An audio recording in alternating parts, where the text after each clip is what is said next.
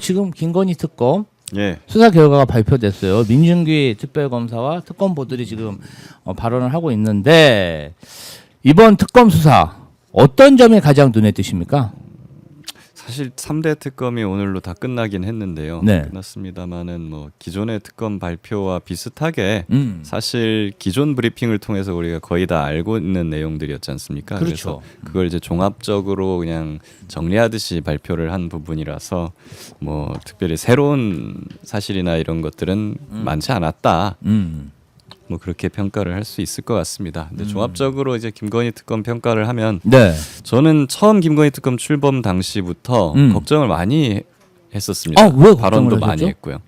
왜냐하면 이제 저는 법조인이다 보니까 네. 정치적으로야 뭐 내란, 김건희, 해병 특검 이렇게 분류를 하는 게 맞죠. 그렇죠. 근데 법조의 관점에서 또 수사를 하는 사람 관점에서 보면은 김건희 특검 같은 경우에는 너무 수사 대상이 많습니다. 그러니까 방대하다. 수사의 그 분량을 기준으로 좀 나눠줘야 되는데, 근데 김건희 특검은 저거는 수사 대상도 너무 방대하고 그리고 그 수사 대상들 간의 관련성이 떨어집니다. 그러니까 예를 들면은 도이치 주가 조작하고 양평 고속도로하고 그렇죠. 뭐 같은 김건희지만 뭔 상관이 있습니까? 그러니까 별개의 범죄인 거잖아요. 김건희가 범죄 관련해서는 광폭 행보를 했다. 그렇죠. 그러니까 너무 종류가 다르고 관련성이 없는 별개의 범죄를 많이 저질러 놨다 보니 그런 얘기도 많이 해요. 저 사람 참 부지런하게 살았다. 그렇죠.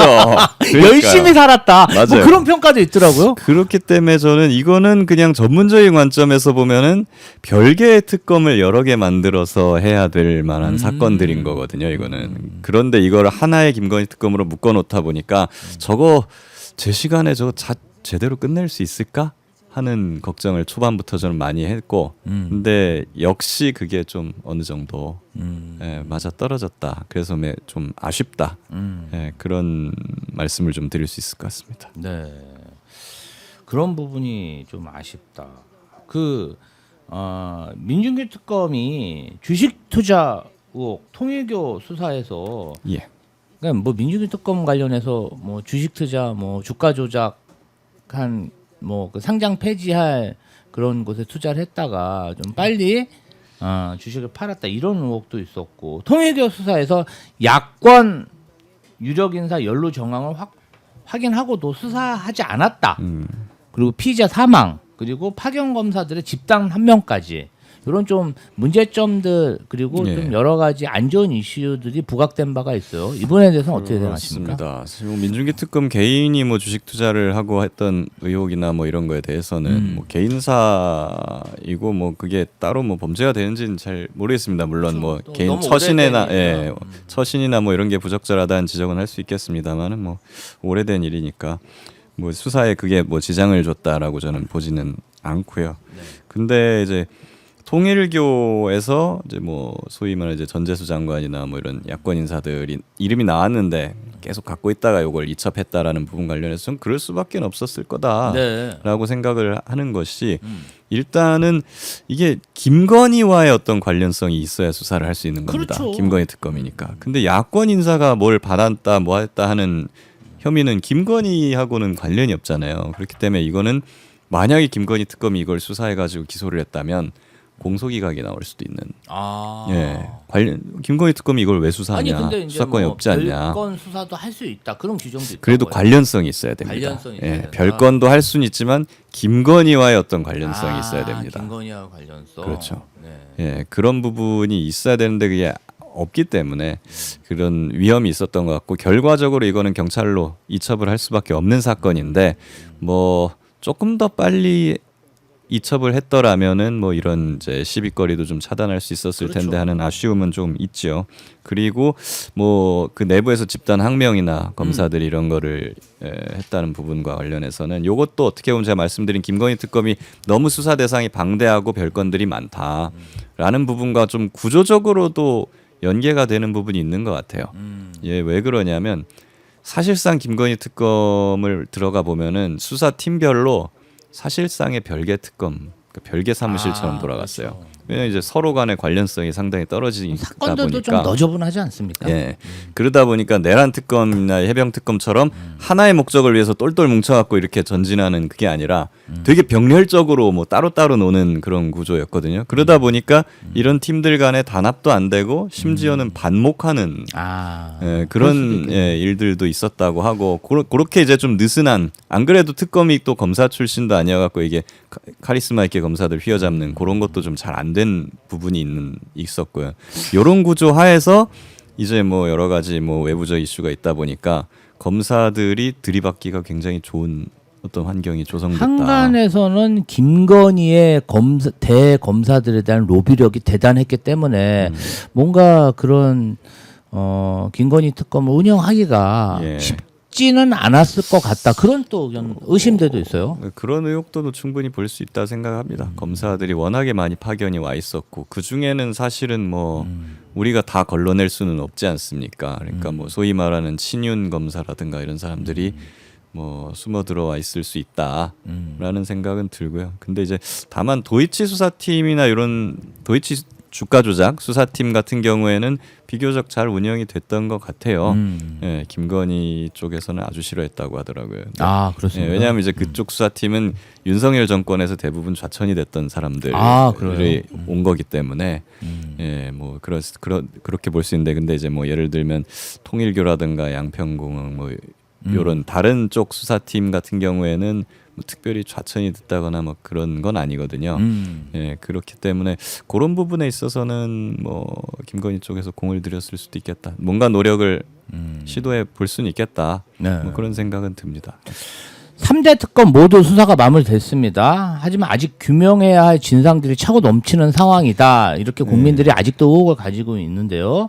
심지어 국민의힘에서도 통일교 관련된 특검은 반드시 해야 된다. 이렇게 주장하고 있어요. 또 민주당 2차 종합 특검안 공개됐는데요. 어떻게 보십니까? 저는 이 정도면 해야 되지 않나? 예. 그리고 어차피 할 거라면 이제 신속하게 하는 것이 좋지 않겠나 네. 하는 생각이 듭니다. 지금 일각에서는 뭐 이재명 대통령이 지금 이제 민생 쪽 드라이브를 걸고 있는 상황에서 뭐 2차 특검을 지방선거 앞두고 하는 것이 좀 부담스럽지 않겠냐? 그냥 경찰이 하는 게 낫지 않냐?라는 의견이 있었던 것도 사실인데요. 근데 뭐 그건 정무적으로 판단할 문제인 것 같고, 근데 지금 3대 특검 수사 결과에 대해서 대개 국민들이 많이 좀 기대에 미치지 못한다는 평가를 하고 계시고 2차 특검이 필요하다는 여론이 또 굉장히 강한 상황이기 때문에 이 정도 특검 아니면은 해야 되지 않나 하는 생각이 들고요. 그리고 수사 대상들은 뭐 대체로 적절하게 기존 특검에서 미진한 부분으로 선정이 됐다고 저는 봅니다. 다만 여기서 조금 기존 특검을 보면서 제가 보완해야겠다라고 생각이 든 것들이 몇 개 있어요.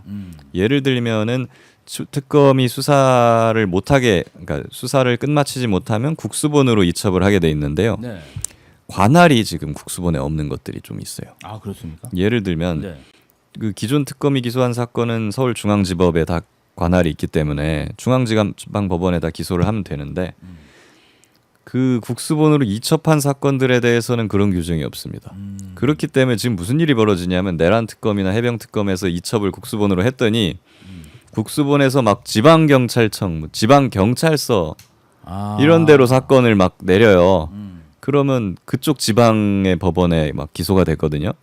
그러니까 이렇게 되면 사건들이 다 쪼개져 버리기 때문에 이런 부분을 그냥 다시 중앙으로 끌어올려야 된다라는 그런 필요성이 좀 있을 것 같고요. 근데 개별적으로 살펴보면은 내란 특검 같은 경우에는 외환이랑 노상원 그리고 김건희의 어떤 내란 개입 여부 요게 지금 좀 미진하다고 하고 김건희 특검 같은 경우에는 좀 많죠. 예를 들면 삼부토건 주가 조작의 김건희 개입 여부가 확인이 안 됐고 그리고 김건희를 봐줬던 이창수나 뭐 검사장이나 뭐 이런 검사들 수사 제대로 안 됐고 그리고 윤석열 김건희 간에 어떤 청탁금지법이나 이런 건 좀 기소가 됐습니다만 뇌물은 사실 대가성을 입증을 해야 되는데 그 부분을 지금 윤석열 김건희가 입을 닫고 있어서 그 부분이 조금 미진한 것 같고 공천 개입 부분도 아직 수사가 좀 덜 된 부분이 있습니다. 해병 특검 같은 경우에는 이제 구명 로비나 뭐 이런 부분이 미진했었고요. 저는 뭐 이제 워낙 범죄가 광범위하고 지저분하게 이루어졌기 때문에 뭐 다 거론하기 어렵지만 두 가지 점만 짚으면 결국은 국가 이적제. 그러니까 전쟁을 유발시킬 만한 행위를 한 것.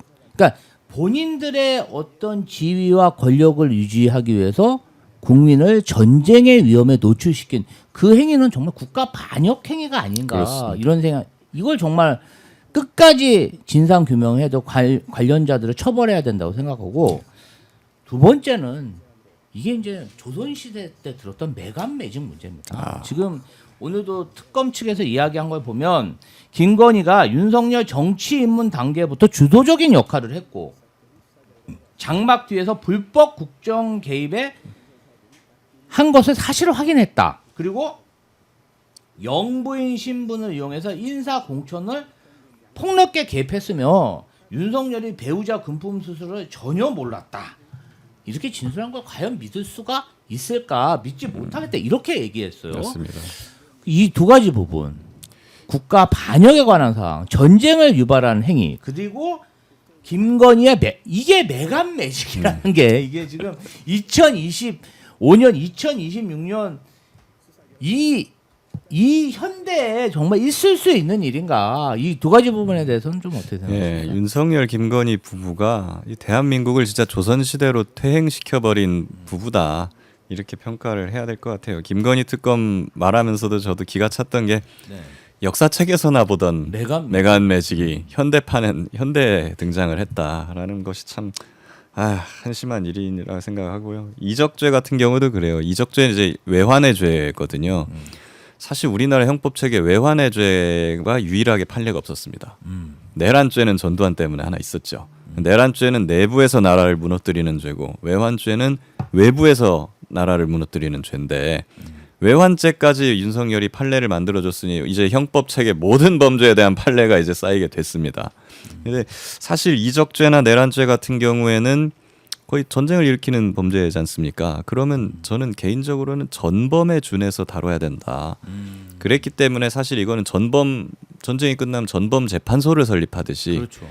내란죄, 외환죄는 일반 법원이 아니라 아예 특수한 어떤 재판소를 세워가지고 아니 이거는 그 해야 되는 굉장히 설득력 부분이거든요. 있는 말씀이세요, 진짜. 그렇게 했어야 되는데 사실은 뭐 그런 탄핵이라든가 대선이라든가 이런 긴박한 상황들이 계속 반복되면서 이런 부분에 대한 충분한 어떤 준비가 되지 못해서 결국에는 지금 전담재판부나 특별재판부 없이 지금 일단은 현재까지는 진행이 되어 왔습니다만은 앞으로는 이런 부분에 대해서도 한번 우리가 생각을 해봐야 되겠다.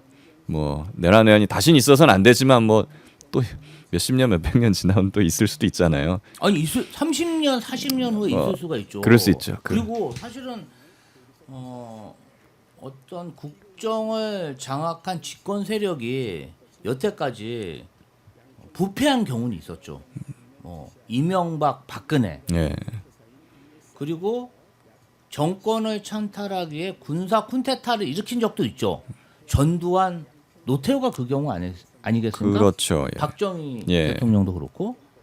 그런데 전쟁을 유발해가지고 아니 전쟁을 유발하고 군사 쿠데타를 하고 그 다음에 부패를 저질러서 매간 매직을 이 세 가지를 다 한 그런 정권은 대한민국 국가 설립 이후에 처음 있는 유형을 윤석열과 국민의힘 그렇습니다. 그래서 지금 이게 한 게 아닌가. 그런데 아직까지도 윤 어게인을 하고 있다. 이 정도면 거의 뭐 대한민국뿐만이 아니라 거의 조선 시대를까지 포괄해갖고 통틀어도 최악의 거의 폭군, 암군으로 기록되지 않을까 싶을 정도입니다. 그리고 지금 법정에서 하는 얘기는 내가 그냥 한번 그냥 겁주려고 해봤다. 개몽하려고 해봤다.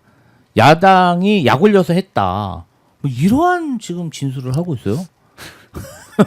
장난합니까 지금? 저는 개인적으로는 저는 과거에도 뭐 사형제도에 대해 여러 가지 생각을 갖고 있었습니다만은 윤석열을 보면서 와 정말 사형을 집행해야 될 범죄가 있다면 이게 아닐까? 아니 그러니까 이런 뭐 엄청난 일을 저질렀으면은 반성을 해야 되는데 반성을 전혀 하지 않고 그러니까요. 또 이러한 내란 속의 피의자를 배출한 정당에서도 우리가 뭘 잘못했냐.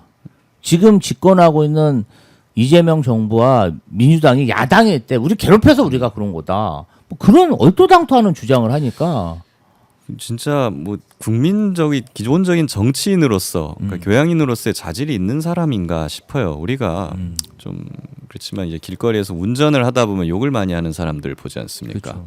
가끔가다 교통사고를 그렇게 내놓고서는 제가 안 끼워줘서 내가 이렇게 했다라고 그냥 핑계를 대는 그런 사람들이 있는데 딱 그 꼴이에요. 윤석열 같은 경우에는 제가 나 짜증나게 하니까는 내가 계엄한 거야 라는 거잖아요. 그 보면 백주대낮에 뭐 폭력 사건 일으키는 그런 사람들 예, 그런 소위 말하는 시정 잡범들의 변명이 보통 그래요. 내가 때리고 싶어서 때렸어요? 아, 제가 쫄랑쫄랑 알짱알짱 귀찮게 구니까 내가 때렸지. 예, 이런 식이라 딱 정신 수준이 고 수준입니다.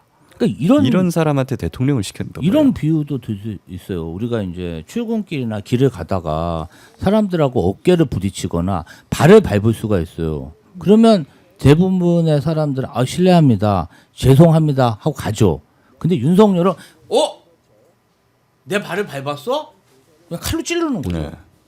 그리고 칼로 찔러놓고는 제가 내 발 밟아서 내가 칼로 찔렀어요. 이거 아닙니까? 아니, 어이가 없는 거죠. 아니 야당에서 정상적인 의정 활동하고 견제 활동하고 해서 그래서 저는 계엄했습니다. 약 올라서 했습니다. 아니 저는 그게 딱 좋은 비유라고 그 생각해요. 정도면 거의 정신병자 수준인데. 아니, 저는 정상은 아니라고 봐요. 그래서 사실 지금 뭐 저러다 윤석열이 지금 심신미약으로 감경되는 거 아니냐 이런 걱정까지도 지금 나오는 게 뭐 전혀 근거가 없는 건 아니다 그런 생각까지도 듭니다. 예, 지금.